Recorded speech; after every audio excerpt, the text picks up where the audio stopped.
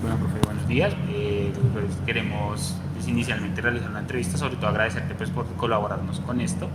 Y pues inicialmente quisieras que hicieras pues, una pequeña presentación de ti pues, para la cámara. Bueno, mi nombre es Darío Jacome, yo soy psicólogo de la Conrad Lorenz y soy neuropsicólogo de la Universidad de San Buenaventura y pues en la actualidad trabajo aquí con ustedes como un docente y también trabajo en un centro de rehabilitación para pacientes con daño cerebral. Sí, daño cerebral adquirido pues como neuropsicólogo en toda la parte de rehabilitación, pues neuropsicológica pero también integral con otras áreas. ¿Podrías decirnos, digamos, cuál fue la motivación que tuviste para escoger pues el campo de acción que tienes en este momento? Pues digamos que en cierta manera fueron circunstancias de la vida, realmente. Cuando yo estaba en el pregrado yo quería hacer mucho la parte de investigación. Toda la parte de investigación básica a nivel de aprendizaje o de psicobiología, porque siempre me ha gustado la parte de las neurociencias. Pero digamos que mi hoja de vida se fue perfilando mucho hacia la parte clínica de atención a pacientes. Y desde que me gradué siempre he trabajado con población vulnerable hasta la actualidad.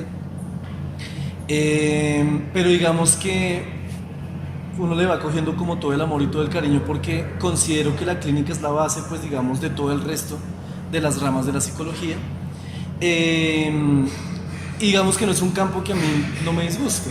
Realmente, pues si bien me gusta mucho la investigación y esto, la parte clínica, ahora, en la actualidad, yo la siento como parte fundamental y complementaria de todo lo que se debe hacer. Yo creo que fue más circunstancias, pero igual pues sí siempre le ha gustado mucho a uno de todas maneras. Como digamos, ¿qué es lo importante, lo que se debe tener en cuenta pues, desde el enfoque que tú manejas al momento de realizar una entrevista en psicología? Bueno, digamos que uno cuando está en el pregrado, uno tiene como una estructura muy planteada dependiendo del autor. ¿Sí? Entonces la entrevista conductual, entonces tiene que tener A, B, C, D, E, F, G, y uno hace eso. Sin embargo, ya en la práctica clínica, como yo lo manejo, obviamente uno tiene las bases de la entrevista conductual, pues que uno aprendió y demás, pero siempre busco que sea muy semiestructurada, o sea, unas preguntas de base, pero el resto que sea un poco más abierta porque ahí uno recopila mucho más información de las cosas. Pero si me preguntas por una estructura, pues datos demográficos, motivo de consulta, si es a nivel de psicología, exploración de las áreas de ajuste a partir del motivo de consulta, antecedentes, por ejemplo.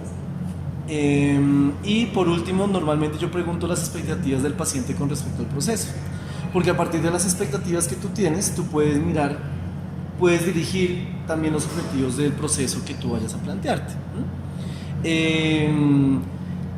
En ocasiones cuando ya vas a nivel neuropsicológico, pues yo por lo menos involucro ya la parte de lo que es el tipo de lesión, dónde fue el tipo de lesión, qué daño ocurrió, cuáles son las alteraciones cognitivas, actividades básicas cotidianas, instrumentales de la vida diaria, avanzadas, que es lo que uno también evalúa.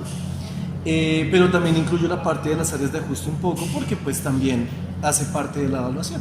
O sea que, Pero, digamos, antes de empezar la entrevista como tal, esos serían los datos que tú utilizas, ¿sí? Por ejemplo, los datos sociodemográficos. O sea, antes de empezar esta entrevista, utilizarías datos sociodemográficos, sí, digamos, parte de dónde fue la lesión en ese momento, ¿sí? a nivel, digamos que a mí me gusta siempre empezar con los datos sociodemográficos porque yo pues alguna vez les comentaba, no me acuerdo si ustedes o a otros compañeros de ustedes, que he tenido experiencias, digamos, como de ideación suicida o intento suicida. Y digamos que de entrada le dicen a uno ese tipo de cosas y uno no tiene ni siquiera el número de cédula ni un teléfono, entonces y uno tiene que reportar ese tipo de cosas, entonces queda como no tengo nada y de pronto es algo particular, entonces no hay una agenda donde le diga a uno el historial. Bueno, entonces siempre como rigurosidad pues mía Sí. y por evitar ese tipo de cosas, entonces siempre antes de empezar la entrevista, bueno, te voy a preguntar los datos personales, etcétera, y empezamos. Hay parte importante, lo que es la parte del consentimiento informado y de la parte de los consentimientos, de los formatos. Eso también se puede hacer antes de la entrevista. Cuando no es algo institucional o es institucional también, pero es muy importante que esos consentimientos también se hagan antes de que tú ya empieces a hacer toda la exploración. Que el paciente tenga claro que lo que va a hablar aquí es confidencial, que no se puede romper, pues en caso de que esté en riesgo mi vida lo de otra persona. Entonces digamos que si lo vemos estructuralmente, datos demográficos, consentimientos informados, motivo de consulta y ahí comienzas con el resto. ya de la Son evaluación. áreas de ajuste y eso. Exactamente, o sea, las áreas de ajuste como yo lo manejo, siempre es alrededor del motivo de consulta, para mirar, pues digamos que la queja del paciente, cómo ha ido deteriorando, cómo se ha ido afectando las otras áreas de ajuste. Porque puede que la problemática sea de pronto solamente a nivel familiar y el resto esté más ajustado, o sea a nivel de pareja y el resto más ajustado, pero puede que, no sé, supongamos, la persona tiene un problema de ansiedad y eso le está generando alteraciones en todas sus áreas de ajuste. Entonces ya es más compleja la situación.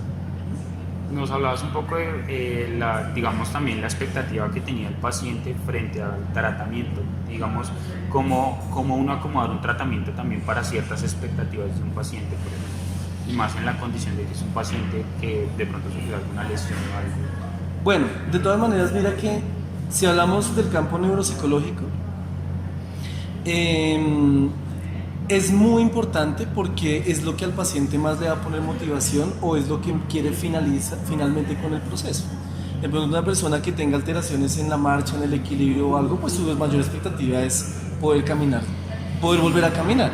O si tiene alteraciones del lenguaje, pues quiero volver a retomar el lenguaje que tenía anteriormente. Entonces, si tú tienes eso y tienes tus datos de la evaluación que realizaste y demás, entonces miras cuáles son las necesidades que desde tu experticia vas a tener para el proceso y a partir de eso haces tus objetivos. Una expectativa del paciente es que vuelva a hablar, listo, se evidencia desde el área que sí debe volver a hablar, pero primero voy a fortalecer fluidez verbal o voy a fortalecer la parte ejecutiva o la parte atencional porque eso me va a ayudar para esto. Es decir, eso es muy importante porque, vuelvo y repito, es como la motivación del paciente al proceso. Si el paciente te dice, yo quiero volver a hablar, pero tú solamente le trabajas cosas motoras y no le trabajas nada de habla, pues el paciente va a decir como, bueno, pero ¿qué está haciendo acá? Porque no tiene en cuenta lo que yo quiero también. Como a nivel de psicología, o sea, vamos para que arreglemos la relación de pareja, ¿sí? Entonces, bueno, vamos a arreglar la relación de pareja y tú en el camino encuentras otras necesidades que hay que tratar para que eso lleve a la relación de pareja a mejorar. Puede que de pronto los dos tengan unos tipos de personalidad muy fuertes y de pronto estén teniendo muchas alteraciones en la comunicación y tú por separado trabajas eso que va a repercutir en la relación de pareja. Es como tal la meta que... Exactamente, es decir, también con las necesidades tú puedes mirar qué expectativa tiene el paciente con relación al proceso. A veces las expectativas pueden ser supremamente altas. Entonces ahí tú también puedes decir como, no, mira, no... O sea, hay que ser más conscientes de lo que podemos llegar a alcanzar. De pronto un paciente con un daño en áreas del lenguaje supremamente fuerte, con una encefalomalacia tenaz por un accidente cerebrovascular, no va a poder volver a tener un lenguaje expresivo efectivo, pero de pronto digamos que el paciente quiere eso, o la familia, porque la familia también genera expectativas, pero si no lo va a lograr, hay que bajar las expectativas. Por eso es importante indagar también, bueno, ¿usted qué espera del proceso? Y también cómo explicarle los límites que tiene el psicólogo del trabajo. Correcto, sí, porque digamos que ahí hay que ser muy cuidadosos igual. Sí, yo no le puedo decir, no, usted nunca más volverá a hablar, entonces pues para qué. No, hay que mirar, o sea, el lenguaje no es solamente poder hablar, también, bueno, tú no vas a poder hablar, pero puedes mejorar la comprensión. Y si mejoras la comprensión, puedo colocarte un sistema alternativo de comunicación para que te comuniques. Bueno, no puedo hablar, pero puedo señalar qué es lo que yo quiero. ¿Eso es calidad de vida? Claro que es calidad de vida, ¿sí? Entonces, sí también hay que ser muy asertivos en la forma en cómo uno da la información al paciente. Pues digamos que voy a ser un poco agresivo, pero algunos médicos con los que uno ha trabajado tienen poco tacto para las cosas, ¿sí? Entonces, hay médicos que tienen un modelo muy biológico de la situación. Entonces dicen, pues ¿para qué le va a dar fono si nunca más va a volver a hablar? Eso no le da nada de eso, ¿para qué? Y pues la familia es como, bueno, pero pues por lo menos ayúdenme en algo. Eso es como lo importante también en el sentido, cómo tú vas a dar la información al paciente. Otra pregunta, profe, es que si recuerdas la primera experiencia haciendo una entrevista y cómo fue. Claro, fue en mi práctica clínica. Yo estaba en 9º semestre en una Conrad y fue en el Buen Pastor con una interna, ¿sí? Ella era un hombre trans. Bueno, él era un hombre trans, ¿sí? Y me acuerdo mucho pues de que yo estaba supremamente nervioso. A uno nunca se le va a olvidar su primer paciente, nunca. O sea, yo creo que me voy a morir con ese recuerdo. ¿Y cómo fue? Pues fue muy estructurado y se me olvidó preguntar muchas cosas y se me olvidó tener en cuenta muchas otras. Pero fue muy así, muy robótico, ¿sí? Entonces como, hola, ¿cómo estás? Sigue, por favor. Bueno, número 1, voy a preguntarte tal cosa. Número 2, ahora cuéntame. Es decir, muy, digamos que los pasos los hice bien, pero fue muy mecánico. Y uno en una entrevista debe ser muy fluido, muy locuaz, o sea, debe ser muy, como yo siempre les he dicho, muy charlada la cosa, ¿sí? Ustedes pueden empezar diciéndole, bueno, ¿cómo te fue? ¿Te quedó muy difícil llegar acá? No, es que el tráfico hasta ahora es terrible y más con estas lluvias, ¿no? Eso ha sido terrible. Bueno, muy bien. Bueno, antes de empezar vamos a tomar unos datos personales. Tú sabes que es algo de rigor, es algo protocolario. Entonces dame tu nombre completo. ¿A qué te dedicas? Ah, y eso es en tal cosa. Y eso, ¿tú estudias? ¿Y en qué universidad estudias? Ah, yo tengo un familiar que estudia allá. ¿Sí? Eso hace que la entrevista sea mucho más amena. Que no sea tan nombre, edad, cédula. Que, sí, toda, o sea, toda la parte del rapport, por decirlo. exactamente, la empatía. Ojo, hay que ser empáticos, pero no pasarse de ser empáticos, ¿no? Es decir, acuérdense que ustedes son modelo de su paciente, ¿sí? Entonces, si un paciente viene súper deprimido y llorando y de todo, pues uno no se va a poner a llorar con el paciente, a abrazarlo. No, o sea, uno lo puede, digamos, como generar la empatía con el paciente y como generar esa, ¿cómo decirlo? Como esa fraternidad, por decirlo así, pero desde un punto profesional. Pero pues eso no quiere decir que tú seas una tabla y que seas ahí como un robot, ¿no? Hay que, igual eso lo da la experiencia clínica, eso lo va dando las atenciones.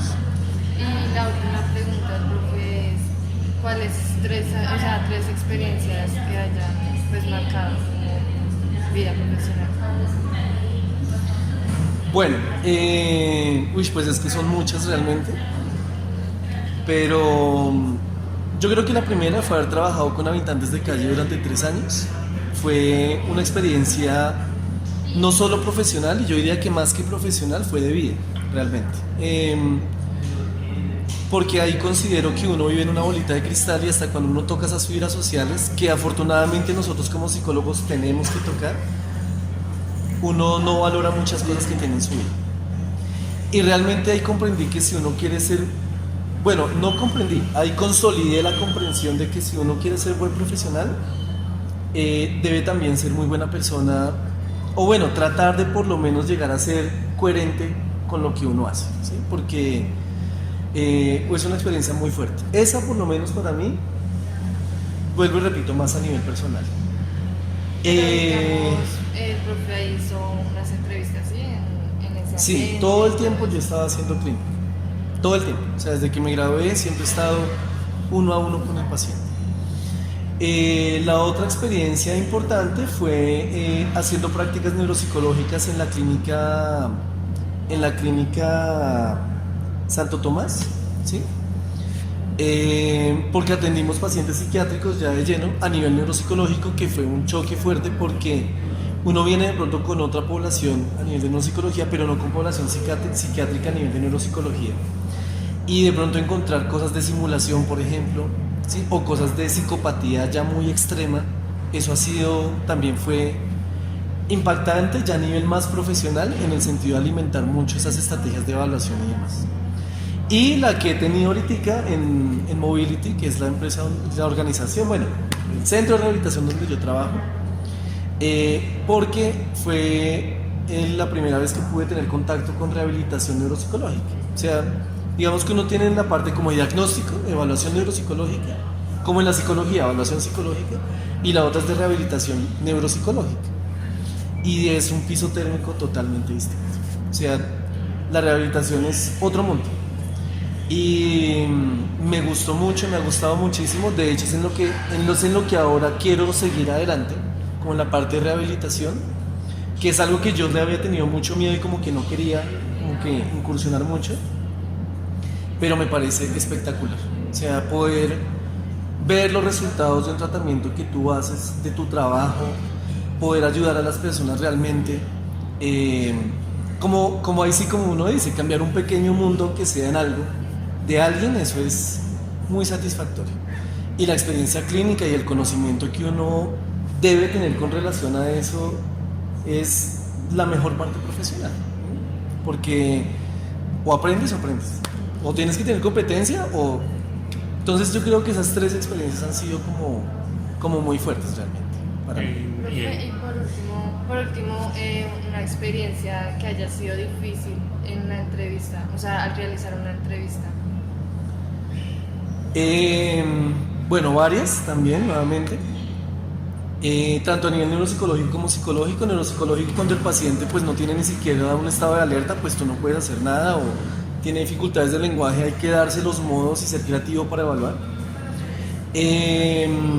A nivel psicológico, yo creo que cuando no ha sido muy común realmente, por ahí unas 2 experiencias, pero de pacientes que coquetean y que son muy seductoras con uno, y pues digamos que han sido pacientes que pues son muy bonitas, ¿sí? O sea, o pues para uno son muy atractivas, entonces manejar eso ha sido muy difícil. Y con los pacientes psicopáticos, por ejemplo, también ha sido muy complicado. O sea, como ser tan suspicaz, ¿sí? Ser como tan audaz de poder especificar en qué momento esto no concuerda con lo otro, la información. O sea, es un trabajo ejecutivo muy fuerte. O sea, tú debes estar 100% concentrado en las cosas. Pero pues he tenido, o sea, digamos que en cada campo siempre ha sido una experiencia complicada. Digamos, yo tenía un paciente que tenía alteraciones frontales y era súper perseverativo, pero súper perseverativo. Y aparte tenía disregulación emocional, entonces era muy de mal genio, entonces cualquier cosa que uno le decía se ponía de mal genio y manoteaba y peleaba alguna cosa, entonces... Y era muy difícil trabajar con él, entonces... yo siempre les decía a mis compañeros, uno no hace terapia con él hace terapia con uno, porque es que uno debe estar muy controlado. Entonces digamos que cada ámbito tiene como esas experiencias, pero pues que recuerde, digamos así, esas que te comento. Quería preguntarte así como por último, así como, es que no sé cómo decirlo, como un tip que se pudiera tener, digamos, al momento de realizar una entrevista, que uno diga, bueno, esto funciona y es, o sea, ayuda un poco a que la entrevista avance, ¿sí? Un tip que tú puedas darnos desde tu experiencia como tal. Bueno, creo que ya se los dije, pero se los repito, y es muy importante que lo traten de hacer muy frescos, muy charlado. Dejar la mecánica. Sí. No, o sea, ustedes tienen en su cabeza la estructura, ¿sí? Ok, aquí voy a explorar este campo, aquí voy a explorar este campo, aquí... Pero no es como decir, bueno, ahora voy a explorarte las áreas de ajuste, perdón. Voy a explorarte las áreas de ajuste, ahora voy a explorarte el área sexual. En el área sexual, ¿cómo te...? No, es como... Bueno, cuéntame, ¿y tú con tu pareja que has tenido, tienes relaciones sexuales en la actualidad? Sí. Bueno, cuéntame, ¿cómo son tus relaciones sexuales? ¿Cómo consideras que las estás llevando? ¿Cuántas veces lo hacen? ¿Sí? Entonces ahí como muy estás preguntando la misma información, solo que de una manera distinta. Eso por un lado. Lo otro, no sorprenderse de nada de lo que diga el paciente. Y eso va mucho de la expresión, ¿sí? El paciente puede decirte, mejor dicho, un montón de vainas que uno dice como, pucha, este man, ¿qué me está diciendo? O, por ejemplo, si te confiesan cómo hizo, bueno, estando de pronto en un ambiente controlado, ¿no? Pero cuando yo estuve en clínica psiquiátrica trabajé con inimputables, que son personas que digamos que pagan una pena en un hospital psiquiátrico, no en una cárcel normal, sino en un hospital psiquiátrico, y te pueden contar cómo fue que hizo el crimen completo, ¿sí? Entonces yo cogí y descuarticé, o yo cogí, hice eso y lo otro, ¿sí? Tú ahí debes tener mucho control. Entonces en cualquier situación también control emocional, control de ese tipo. Y yo creo que lo otro también es tener muy claros los conceptos que tenemos psicológicos, ¿sí? Porque tú mientras vas entrevistando vas haciendo hipótesis inmediatamente, y a partir de que tú vas haciendo hipótesis en el momento vas guiando la entrevista. Eso yo creo que son las 3 cosas muy importantes a tener en cuenta. Sí, profe, muchísimas gracias, en serio, pues por ayudarnos con esto, sobre todo, pues también como por darnos como cosas que debemos tener en cuenta en la entrevista que pues nos parecieron muy importantes. Listo. Gracias a ustedes. Gracias.